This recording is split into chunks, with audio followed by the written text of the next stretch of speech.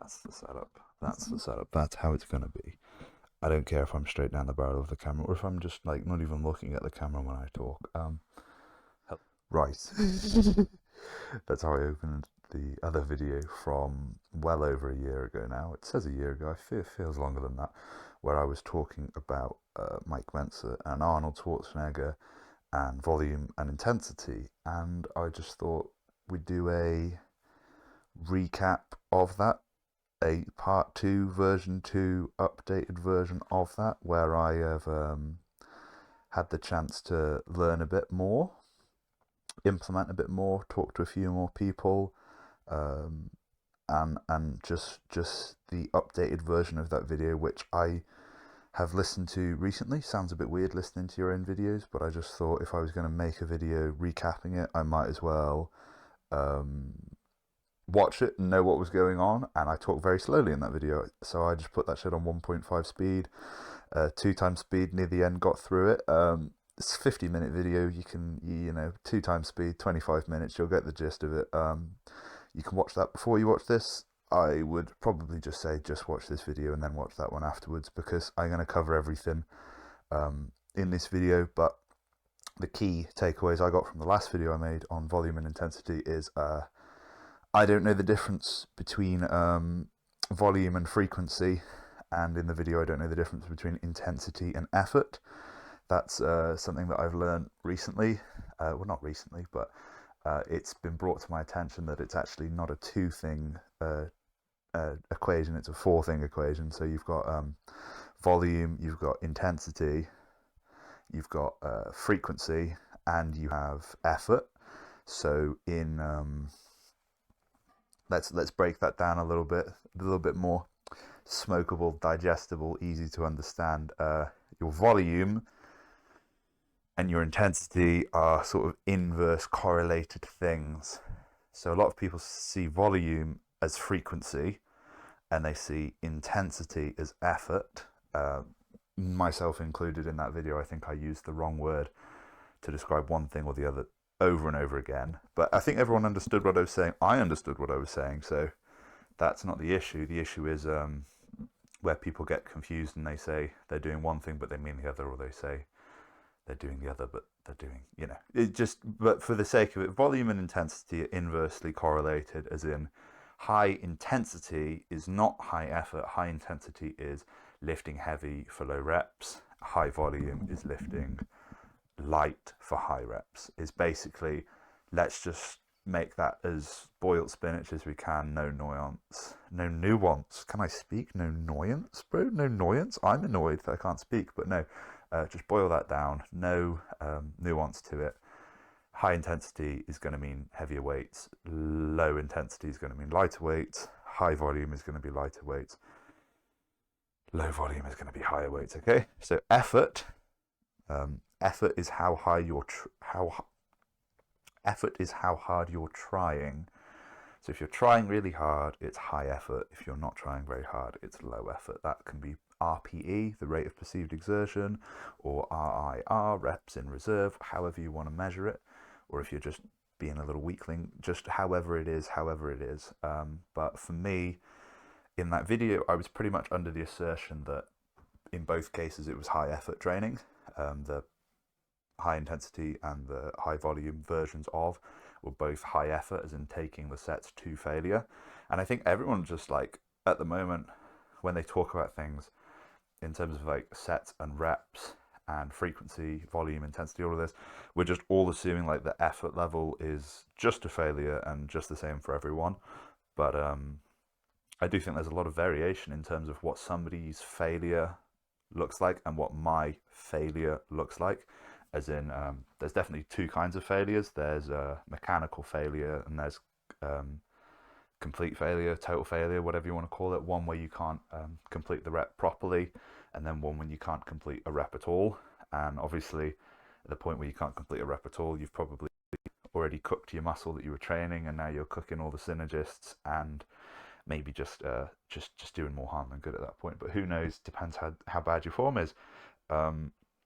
So the effort thing is often forgotten for the intensity thing, and we think we say high intensity, what we mean is like really high effort and pushing past failure. And then when we say low intensity, we might mean like some people might say they train like with a low intensity, and they mean they're just like a meditative trainer, which is not a bad thing at all, and they take the sets to mechanical failure. But that's still high intent. That's still high effort. Mechanical failure is still high effort. So they might say, "Oh, I train with a low intensity," but what they mean is they're not like grunting and huffing and puffing, and they're just getting to mechanical failure the second that they can't do it properly, they put it down. There's nothing wrong with that either.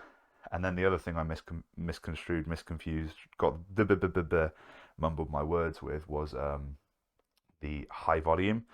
I think I meant high frequency a lot of the time when I was speaking, and at low volume, I think I meant low frequency. So, as in training frequency is like how many sessions you do in a week, whereas volume is like how many reps and sets and that sort of shenanigans you do in a session.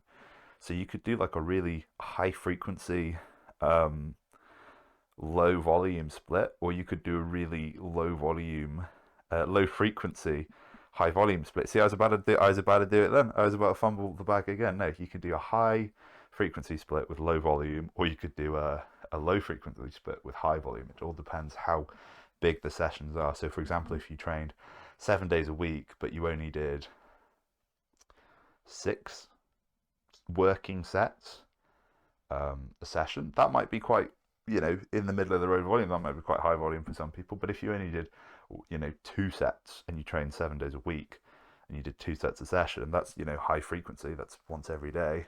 But that's pretty low volume. That's only 14 sets a week, if you get me. If you get me. I hope you get me. I hope that makes sense.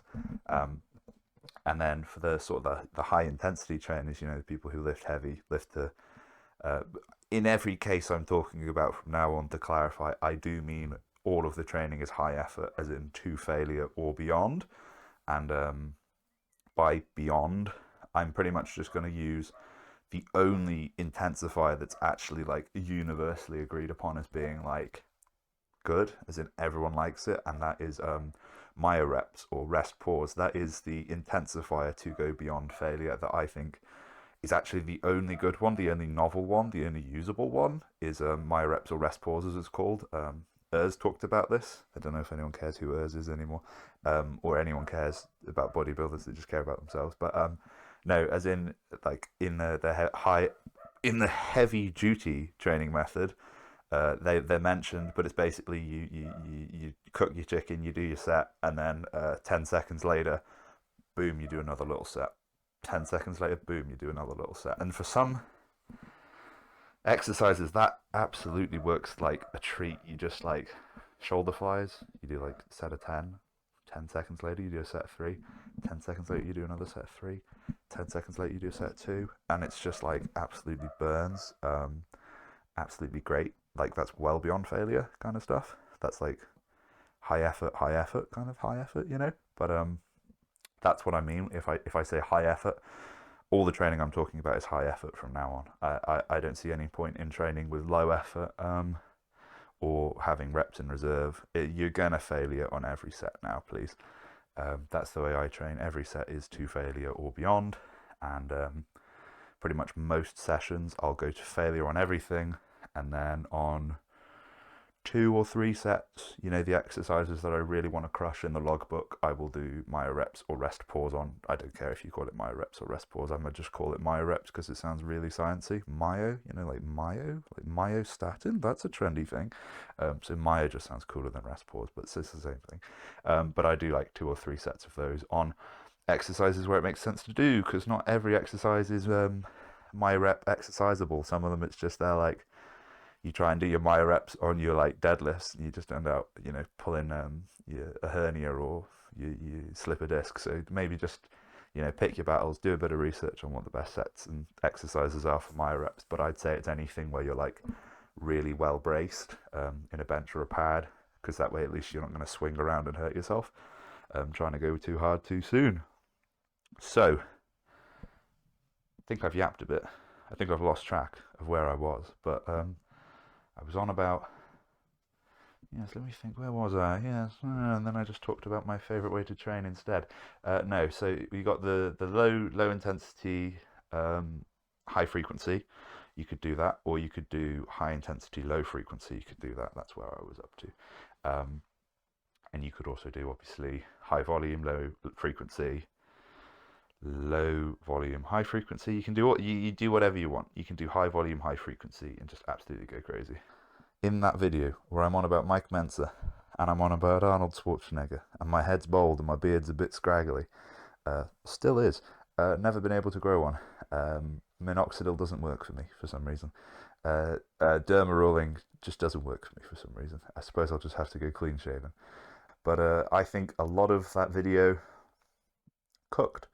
But now, from what I'm looking at, from sort of Mike Mensa, Dorian Yates, into Dog Crap and Daniel Trudell, into trained by JP Jordan Peters, that's where the high intensity sort of trainings ended at the trained by JP sort of thing.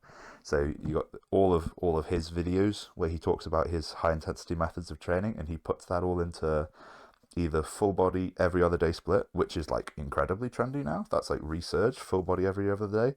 You might see it in an acronym, and like FBOID, and you're like, what the hell's an FBEOD? What's that? It's full body every other day. Or an upper lower split.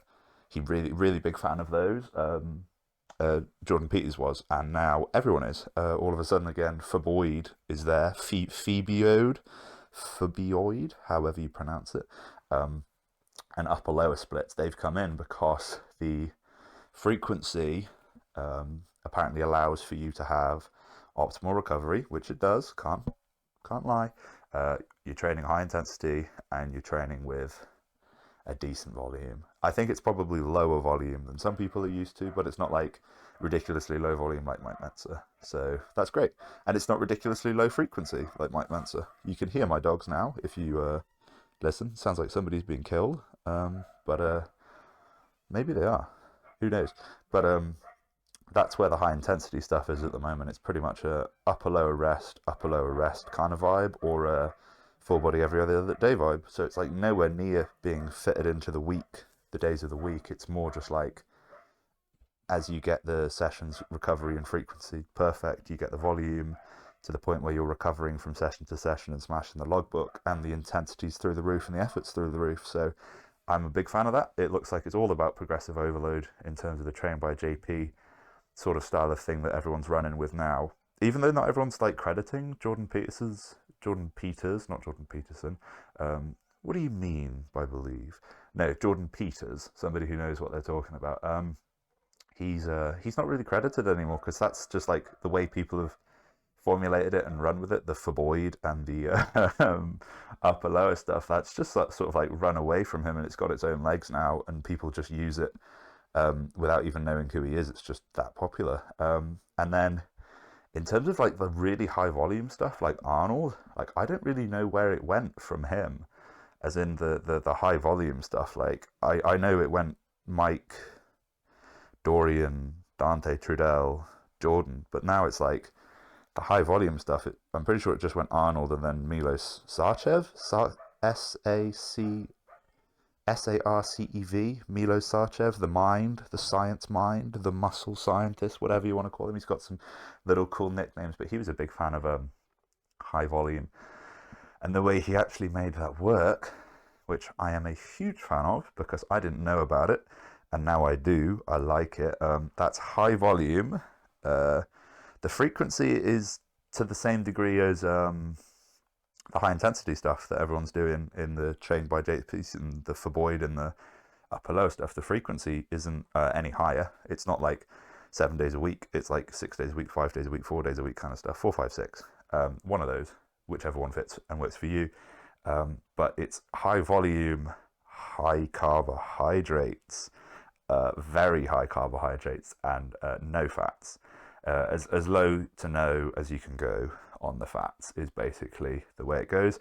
So you go right down to the point of the fats where you're not feeling absolutely terrible and you don't have dry skin, and you go there. So for me, that's 35 to 40 grams, sometimes 45 on days where I'm having less carbs, because a carb cycle. I'm cool like that. You know, my carbs are different all the time, but they're mainly really high on leg days when I do my high volume leg days, and then they're no carbs when I don't train.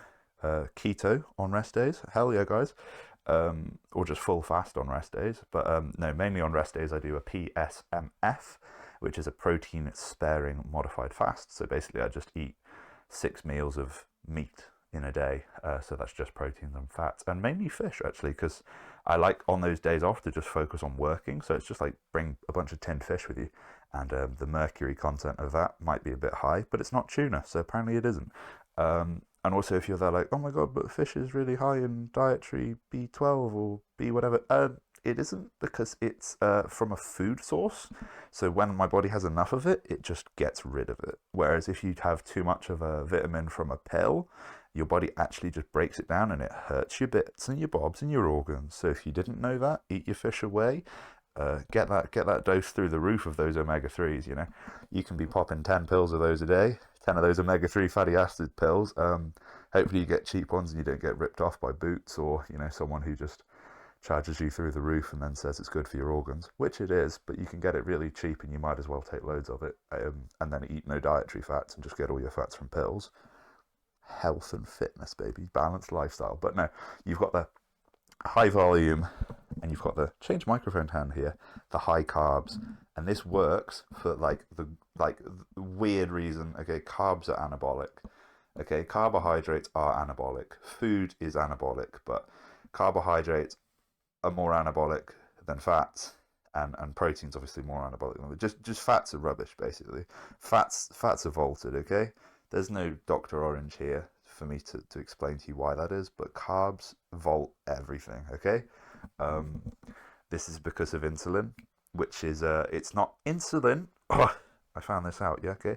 Bodybuilders, they were like, "Oh my god, insulin's so anabolic, bro. Take your insulin, you become huge, bro. I know loads about insulin, dude. Just take a basal insulin." Not how it works, King. Sorry, not how it works. That's why you're still small. That's why everyone's still small, because they don't know what it is. Insulin isn't an anabolic. Insulin is a metabolic agent. Oh my god. Whoa. Who knew that? Me, from Googling it once. Um, Maybe I'm wrong. This ain't in the video if I'm wrong. No, insulin isn't anabolic, it's metabolic, and it helps you metabolize carbohydrates, which are anabolic. So, yeah, yeah, if you didn't know. Let me just, clearly, hang on, guys. Yeah. See, this hoodie's I don't know, quite big, and I don't fit in it because I'm that big. As you can see, a little bit of a anabolic carbohydrates. You see that? That's some. You don't get that. You don't get that from fats and proteins. You see this? This is anabolism. This is metabolism. Yeah, insulin is a metabolic. It's bigger than the microphone. Oh my god. Boom. Huge. Yeah, that's all from carbohydrates. Not from insulin. My body has insulin. I have a pancreas. I can actually, you know, have carbohydrates come in my body. And everyone's like, insulin just makes you store fat, bro. Yeah. Eddie Abu, pipe down. Insulin makes you store fat if you're in a calorie surplus that's too big. Yeah, it doesn't just magically, if you're in a deficit, insulin makes you store fat. It doesn't. No. Okay, right, cap. But anyway, insulin doesn't make you store fat in a calorie surplus either. If you're not eating excessive fats. I know, crazy one here. This is why the low fat, high carb thing works, high volume thing works, because if you're high fat and you're in a surplus, that fat doesn't actually need to get converted to anything to be stored as fat. Your body's there like, yes, we have all the energy we need, and now we have fats, we'll just store that for later. And it does, and the insulin helps you do that amazingly. So when you're on exogenous insulin, for example, or you're eating hella carbohydrates and hella fats, all that extra fat that's in the surplus just goes straight to storage. It's just like, yeah, cool. They don't. The glycogen storages are full. They've got all the glucose they need. They don't need me. I'm off. I'm off to be stored. I'm off to be stored in the hips. I'm off to be stored in this guy's lower back. He's never had a lean lower back. I've never had lean lower abs. That's because somebody along the way has just told me that no, you don't need to lower your fats when you're on a bulk. You just obviously high fats are good for you, dude. High fats are good for you. Thanks, guys, for that.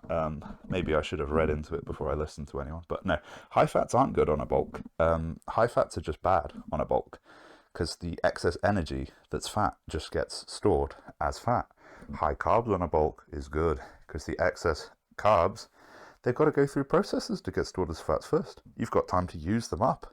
You've got your fasted cardio in the morning to keep your insulin sensitivity high. And then you've got your high volume training to keep your calorie burning high. And the great thing, okay, this is this is a little secret for you. So just which way makes it look like I'm whispering this way. Yeah, I'm whispering in your ear. Glut 4. Glut 4. Shh, shh, shh. No one, no, no, no. keep this between me and you. Yeah. If you're this far in the video anyway, there's two people. Watch time's quite hard to get. Glut 4. GLUT4. Yeah. That. Okay. That's like the Avada Kedavra spell of bodybuilding. No, that's not the hidden one. That's the forbidden one. Uh, which is the one where he like finds it in the black book in the Half Blood Prince. And it sounds like Seren's Septum or something, and it cuts you, it hurts you, but it's a secret nasty spell that Snape made, yeah? That's all you need to know. Harry Potter, who cares? Glut 4, yeah? GLUT 4. You Google it, you chat GPT, go in your little DeepSeek, Gemini, Copilot, whatever. That's what everyone uses to sound smart anyway, nowadays. I'm just literally looking at a camera and a video of myself in a viewfinder. I have no script, but I know my business. Glut 4, baby. This is it, yeah? High volume, high carbohydrates. Here's the other piece of the puzzle. Low fats, boom. You got 3 of the infinity stones here. Do you want the 4th one? The high carbohydrates are before and after you train, and the rest of the day they just keep you chugging along, okay? You're talking like a massive pre-workout with carbs, a massive post-workout with carbs, and you're eating this like to the point where you're there like, God, that was a pretty big pre-workout. That was a pretty big post-workout. Okay, you're not there like I'm gonna just eat loads of carbs and take a basal insulin and that'll sort me out and I'll be huge. You'll be huge. You'll be huge, but you won't have any of those abs. You'll be fat, unfortunately. What you want is the high carbs before and the high carbs after, and just watch the high volume. Okay, so in your training, after you train, you have it's called a super compensation window post workout for glut 4. I know, super compensation window. I thought anabolic windows were what this isn't this no, no, this isn't an anabolic window. That is a thing. That is a thing as well. You got to eat some protein after you train. You got to eat loads of carbs after you train. No fats. No fats after you train. No fats before you train. Slows down the digestion of all these carbs. This is the glut 4 carb magic we're on about. The high volume, high carbohydrate, no fat, glut 4 magic. Okay, listen. Let me try and explain this without being boring and putting a research paper on screen, followed by another research paper, followed by somebody's quote of the research paper, followed by a video of me reacting to a video of somebody reacting to a video of somebody else. Okay, let me just explain it to you in English. Okay, you have lots of carbs in your body. You get a high volume session that feels great. You get loads of cell swelling, as in a pump, which is an anabolic thing. You have loads of carbs in you, which are anabolic. You have high volume, which is anabolic because it gives you more stimulus for growth. Everyone knows this. You can train at high intensity and high volume. You can just do loads of sets of heavy weights. But I'd be looking at more doing loads of reps of exercises that you can do your myo reps on, and you're in the gym for a little while, maybe not too long, but you've got your intra-workout shake, high carbohydrate intra-workout as well. Keep on chugging. If your body can handle maltodextrin, if you've got like a proper gut, you're a manly man, you can handle your maltodextrin. That's cheap. That's the cheapest one. If you're a little bit more of a baby and you need your dextrose, you have that. It's quite expensive. And if you're a really baby, you have your multicyclic dextrin, which is just super expensive, and I can't even pronounce it. But yeah, if you want dextrose for cheap, just go rob kids on Halloween. I mean, rob Porches on Halloween, because most candy, like Haribo's, are just pure dextrose with flavorings and colorings. So go have a quick read of the back of those bags, see ones that are just pure dextrose, and you'll save your money. You don't need to go on MyProtein, and you don't need to use a discount code. Just get your pure dextrose in. It's the same thing. Maltodextrin, maltocyclic dextrin. I don't know where the substitutes are for that, but maltodextrin's like 20 quid for 5 kilos. And I mean, you're not, you know, you're just nailing like what, 50 grams of that a workout. So what's that, like 100 workouts? 10? Don't bring me maths here. Okay, high intra workout carbohydrates as well. High volume leads to a higher GLUT4 supercompensation. Yep. Okay. Boom. I said it. It's not cap. High volume leads to higher volume leads to a higher GLUT4 supercompensation. What does this mean? Higher volume with loads of carbs in the system is more anabolic. I mean, the kaboom. Like I'm not debating that high intensity can work. I'm just saying that if you take the Milo Sarchev approach and you have all those infinity stones, you know, God, look at that. Look how big my hands are. Even my hands are anabolic, dude. You'll get a little bit extra bang for your buck, and you might really enjoy it. And that's sort of like one of the main things is like, do you enjoy your training? And it's like, oh, I have to train with this high intensity, low volume stuff, you know, the Forboid because it's optimal. But it's there like, what if you really like high volume? You can optimize that by having like really high carbohydrates and doing all the steps I just spoke about. So no carbs pre or post workout. No fats, sorry. No fats pre or post workout. No fats intra workout. High carbs pre, intra, post workout. High volume in your workout. Boom. GLUT4 supercompensation. Bang. I've even spoken with a couple of my my muscle scientist madmen mentors about the idea of just training twice a day. Just up the frequency. Just literally cut the session in half at the waist and do 2 sessions instead, purely to hit this GLUT4 super compensation twice. And if I like didn't have jobs and work commitments, I'd be doing that right now, literally. Like that's how much I believe in it because of the amount of progress I've made on it. Just like if you did, let's say, a push day, and you do chest, shoulders, and triceps, and it takes you an hour and a half, 90 minutes, literally pair of scissors, 45 minutes of that session in one session in the day, 45 minutes of that session in another session. So as in, just do chest for 45 minutes, then go and do your delts and your triceps later on for 45 minutes. You now get, instead of one set of pre, intra, post GLUT4 supercompensation, you get 2 sets. You get twice the amount of supercompensation. I know, obviously, you might be there like, the supercompensation is probably relevant to like the amount you do. So obviously the big 90-minute session is going to be 90 minutes of supercompensation, and then the 90-minute, the 42, 45s, it's just the same thing. I don't think it is, because, listen to this, right? One 45-minute session, you can absolutely kick ass in that session, and you will not be fatigued by the end of it. You can go crazy in that session. That 45-minute chest session, where you know you're just hitting chest, you're hitting way more volume in that session of 45 minutes. And then that 45 minutes of shoulders and triceps, absolutely go nuts, bonkers, categorically. You're not fatigued anymore either. It's not like at the tail end of the session, you know, where you've got a little bit of whatever. And you've got a little bit of cell swelling in your shoulders and your arms from earlier from the chest session.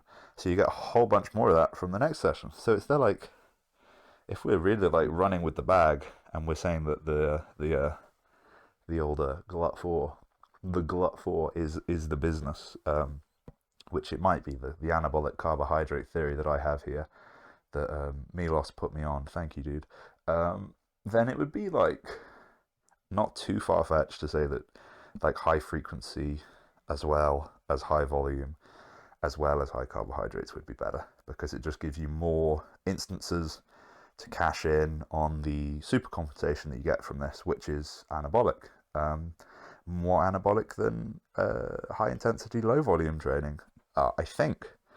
I might need to get Dr. Orange on to do a reaction video to this, or maybe like what would you call it, a review, like a little write-up on this, be there like, like an actually on that, but it's there like, I'm just saying, if you prefer the high volume, you can make high volume more good. You can make high volume better is the word for more good. I just only recently just started speaking English, so yeah, you can make high volume better if you do that carbohydrate stuff I've just mentioned. I'm not going to repeat it. I think I've said it like twice now. So, but you can make the high intensity stuff good as well. But I think the issue with the fact you're in both cases, as I've said, all cases we're high effort. You're training to failure in all cases, but in this case, it's a one of them where it's like risk of injury with high volume might be a little bit lower than risk of injury with the high intensity, because it's like lighter weight, and I feel like you can get more, because it's always like hard for people to pull out the research to say like, is it the shortened or the lengthened, or is it the this or is it the that. But I feel like if you're just doing more volume, like you're cashing in both ways if you train properly. If you do like full stretches and full squeezes and your myo reps on your high volume, high carb business, like you're just like you're putting more eggs in more baskets. So if the high intensity stuff, if it's there like you're not recovering properly from it and you're getting injured all the time, you could look into it. I might do a bit more. I know I spoke loads about the high intensity stuff in the last video, so I feel like covering that like ad nauseum might be a bit of an L, because it's there like you already know this, you already know this stuff. The high intensity side of it, you get this big benefit that you're chasing down your logbook. You're progressively overloading, you're smashing heavier and heavier weights, and it all works in the high intensity way around. And in the high volume, you can still progressively overload and you can still smash the weights and chase the logbook, but you can also chase the pump and the cell swelling, which is another side of the anabolism that you might miss on the high intensity, because you're so busy just like getting heavy weights, you might not be getting a pump at all. I know that might be a bit of a miss from me there, but I just think like head to head, everyone always says it seems like the high intensity is better than the high volume, and they're like, oh my god, you're just like overtraining with the high volume. Or if you do high volume, you need to do low frequency. Or if you do high intensity, you can do low frequency and you'll recover more. And it's like all of these like debates, and it's more like if you do them both properly, they're still both really good. So I think a lot of the times when people are like, they're comparing high intensity trained with a adequate frequency and high effort, they're comparing that to a high volume with possibly too much frequency and possibly inadequate effort, because obviously training really hard throughout a massive session is a lot harder than training really hard through like a little quick short session, if that makes any sense. I just think that's my opinion on it. Like a 2-hour session with the high effort all the way through might be a bit harder than a 45-minute session with, but I'm not saying you need a 2-hour session. I'm just saying if you're doing a high volume, it might be hard to keep the effort all the way up. And so it might be where it's not like an apples to apples thing where people compare the sort of the fully optimized high intensity workouts to these almost like subpar high volume workout styles.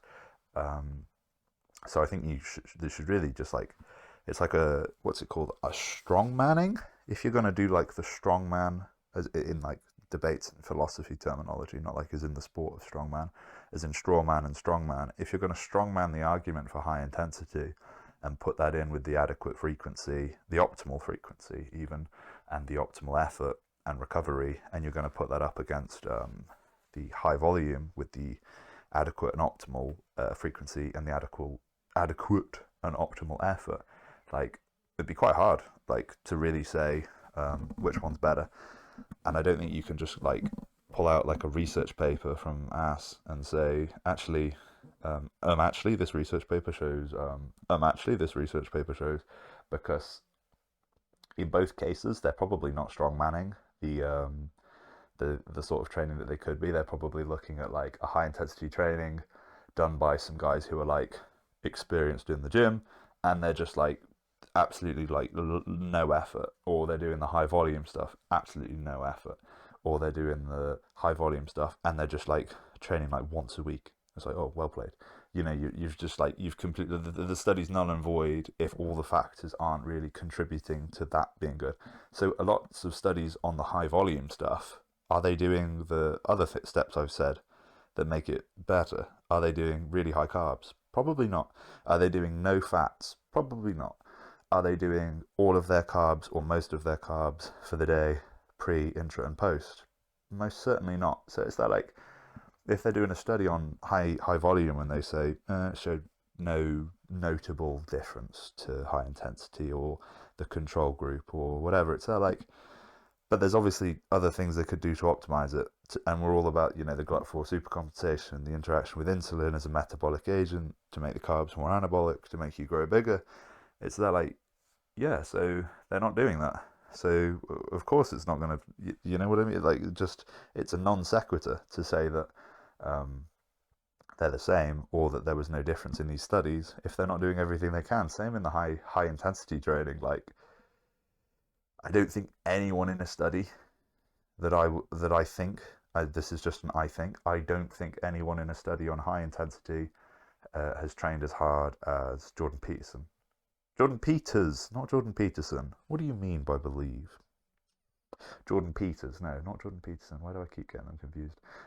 Jordan Peters.